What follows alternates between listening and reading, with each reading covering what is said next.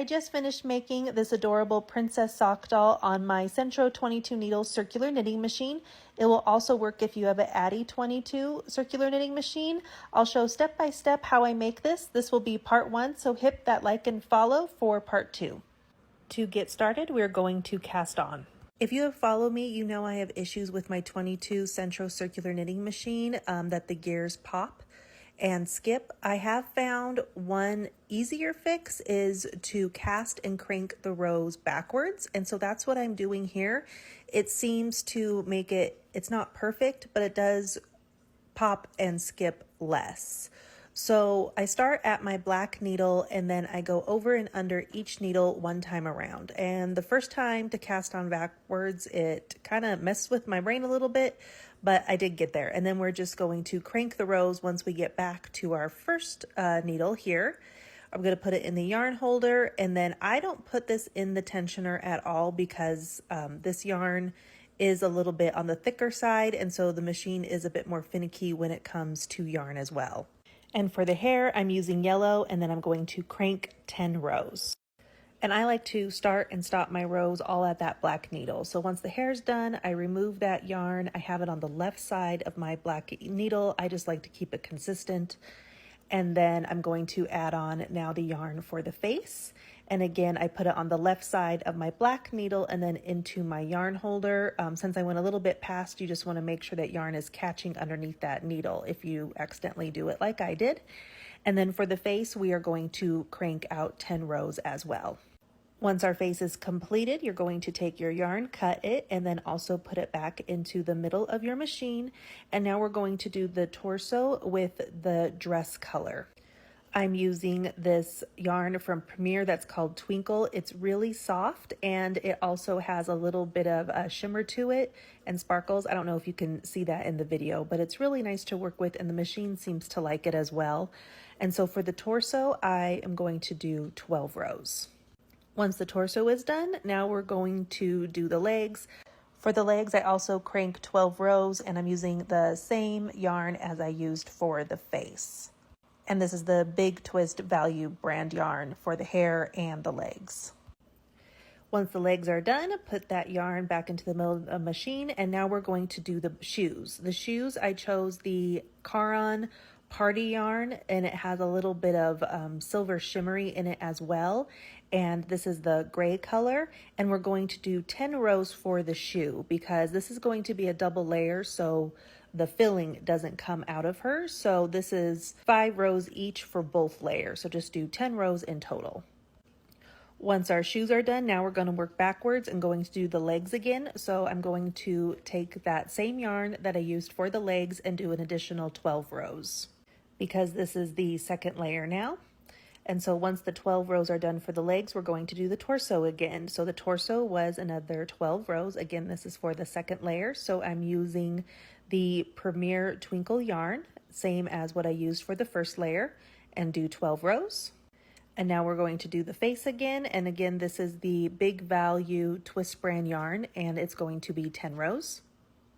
And then lastly, once you get the face done again, now we're going to end with the hair, which is the yellow yarn. This is also the Big Twist Value brand yarn as well, and it will be 10 rows. And then we will cast off with this yellow yarn as well. And just remember, because we are cranking and I cast it on backwards or the opposite way, you cast off backwards or the opposite way as well. So I'm doing it on the left side of the machine, which usually I pick up the stitches on the right side of my machine. Once off the machine, now we need to keep it inside out, and we wanted to secure all the tail ends of our yarn that we did for all the different colors, and I knot them multiple times to secure them. Once that is finished, now I'm just going to take my tube and put it knit side or right side out, and then I'm going to double it up just like how you would a beanie hat. We're going to take one side of the tube and pull it through to the other side of the tube so all the same color yarn matches up together. Once we have our 2 layers and everything's lining up, now we're going to close the top of our tube. I do the inside layer first, and I pull the working end of the yellow yarn, that's the tail, and we cinch it closed because doing the cast on and the cast off like we did, it makes like a drawstring effect. So I pull it to close it up, and then I'm just going to take my needle and I'm going to knot it into place, and then I like to sew it back and forth a few times through where that hole is where it closed, just so it doesn't open up on us. And then I do the exact same thing to the exterior tube. I take the working end of the yarn and I pull it tight like a drawstring, and then again I knot it into place, and then I use my needle to sew it back and forth a few times so that hole doesn't come up. Now we're going to work on the skirt. For the skirt, you need your 48 needle circular knitting machine, and you're going to start with waste yarn. So I just have some extra yellow yarn, and I'm going to cast on starting at my white needle. I go over and under each needle one time around till I get back to that white needle, and then I put it into my yarn holder. And then for waste yarn, I like to do between 7 to 10 rows. It can just kind of depend on how many rows you would like to do or how big of waste yarn you have. So crank out between that 5 and 10 rows for your waste yarn, and then we are going to add on the project yarn for our skirt, and that is going to be the same yarn that we used for the torso, the pixie light blue color. And for the skirt, I do 32 rows. Once the 32 rows are done, cut that and put it in the middle of the machine. It's on the left side of my white needle. And now we're going to add on some more waste yarn. Again, I just use the same yellow yarn that I have. And again, between that 5 and 10 rows, you can crank the waste yarn once your yarn is all gone, or you can cut it once you have enough rows. Then you can just crank the machine one more time around. And then the second time around, once there's no yarn, it will fall off the machine. Now to finish the skirt, once it's off the machine, once I take it off, I give it a little bit of a stretch, and then we want to have the purl side or the wrong side facing out for right now. And so that's the bar side. The knit side now is on the inside, or the V-stitch side. And we are going to take a hair tie and we're going to slip it over the tube. So the hair tie is touching the purl side, and put it in the middle. That's going to be our waistband. Now I fold the two ends of the tubes together so we have wrong sides touching each other. And now the right side, or the knit side, is facing out. To close the skirt, we're going to slip stitch it with the crochet hook. So this is why you want to have the waste yarn be a contrasting color from your project yarn. You'll see the yellow, that's the waste yarn, and then the first row of blue, that's the live stitches of our project yarn. Those are the stitches you want to pick up and slip stitch back and forth, one side to another, all the way around. And you just want to take your time to make sure you do not skip any stitches, because if you remove the waste yarn and you have skipped a stitch, it will have a hole, and then that stitch is live, and since it's not attached to anything, it will drop and unravel. So take your time when doing this, and then before you remove the waste yarn, just pull it tight all the way around and make sure you don't have any holes. Once you get back to the start where the tail ends of the yarns are, I just slip through the tail ends through the last stitch to secure them in place, and then I knot them. And this is how I check to make sure I didn't skip any stitches. I'm pulling it and there are no holes. If there was a big hole or gap, then you would know you have missed a stitch. So you then want to undo your slip stitches and pick up the stitches before you move on. Last step is now to remove your waste yarn. There's going to be one side that's easier to remove than the other. The cast on side is the one where you have, since it's locked in place, you need to pull out the first piece of yarn, and then it will all come out really easy. You could also opt to do a ravel cord cast on. I have that pinned to the top of my page if you would like to see how to do that. But once you get it unlocked, then it's real easy to remove. And then I like to roll a ball as I'm removing the waste yarn. It just helps to save a little extra step. But here's the side, and you can see it's real easy to undo. And then the other side, which is the cast off side, you'll just pull the end, the tail end of that working yarn, and it will completely unravel as well to remove it. Once all of your waste yarn is removed, I just take the tail ends of the working yarn and I just knot them together a few more times to make sure they are secure. And then with a needle, I put them in between the two layers and cut off any excess. Part 2 will be up next, where we finish making our doll. Please like, subscribe, and follow for more tutorials, and happy crafting. once the sock doll is done and off of the machine is to put on the eyes. You can crochet eyes, you can use lace thread to make the eyes. I'm using safety eyes that I purchased off of Amazon. I have a link to my Amazon storefront in my bio of the safety eyes that I used. And you just want to make sure that they're even before you put on the backs. Once the backs are on, now we can go ahead and stuff the doll. I use Polyfill to stuff the sock doll, and you kind of want to use a little bit more Polyfill than you would kind of think to kind of make her chunky, because you'll need that to make for the definition in her arms and legs and different things. To close up the bottom so the polyfill doesn't come undone, we are going to weave in and out with the tail end of the shoe color yarn with a needle, and this will make the drawstring effect, and then you can cinch it closed and knot it. And then once I've knotted, now we're going to weave back and forth a little bit just to close it in place, knot it again. And now we're going to make the definition of her shoes. And I kind of push the polyfill around the way I like it. And now we just take again that tail end of the yarn and we start going up the middle, starting in the front, going back and forth to make a line, going up to where the leg yarn starts. So we go up to that point and then we sew back down, and this is going to make the definition for her shoes. Once that's done, I knot it again. And now the option you can do is to make the straps for the shoes. You don't have to do this, but I think it makes it look really cute. I just take the tail ends of that yarn and I make like a zigzag shape going up, down, to the back side and middle of both shoes, going all the way around back to the front. And it just makes little straps or strap look for her shoes that I think are really cute. And it's really easy to do. If you kind of mess up making it even, it just all pulls out. So you can try it, and then it just makes little straps for the shoes.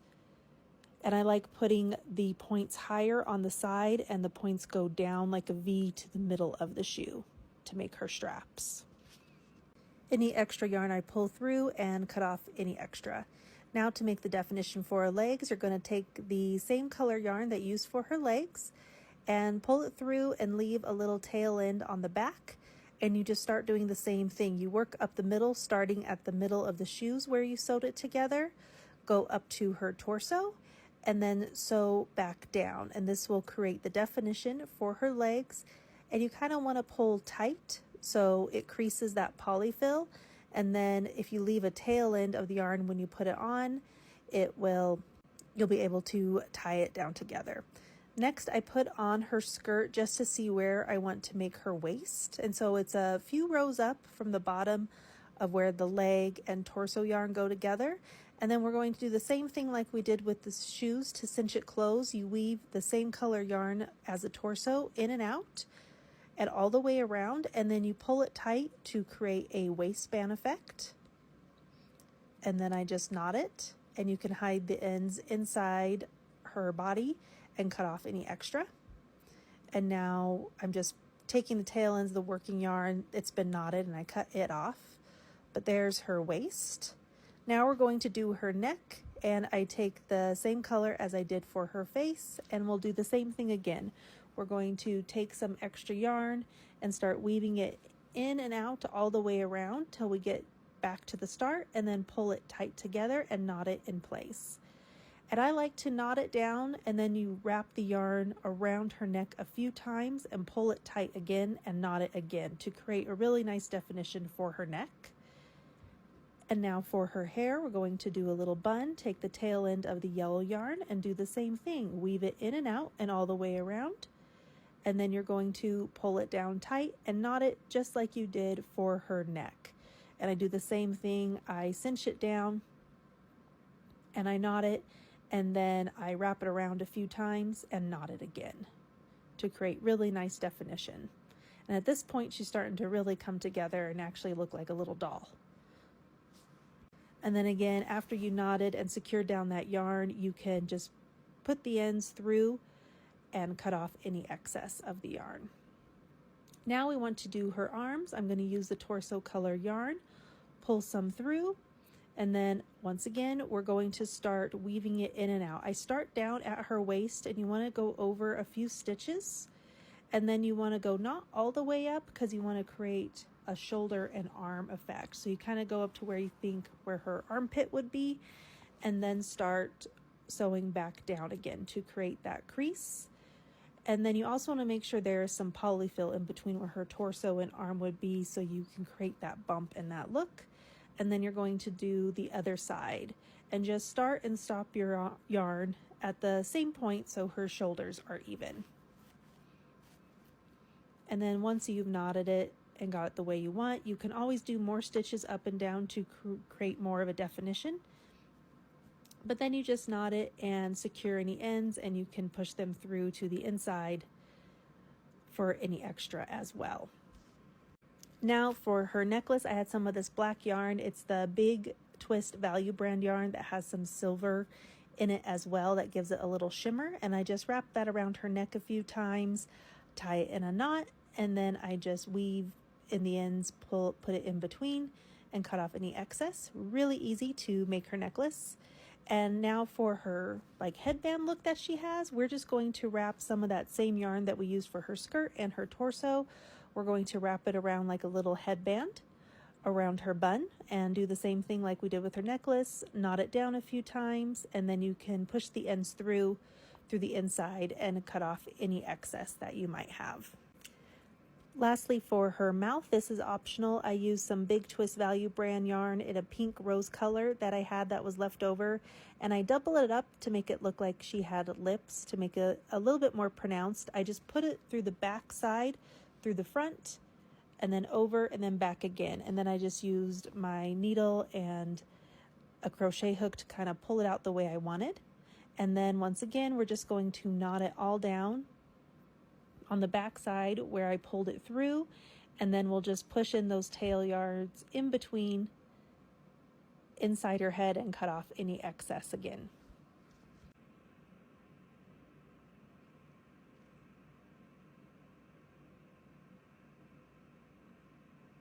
And there you have it. Our little sock doll is complete. If you have any extra tail ends, you can secure them now. And here she is, all complete. So it's pretty easy to make that definition. It just takes some sewing. And here she is, all done. Thank you so much for watching. Please like and follow for more.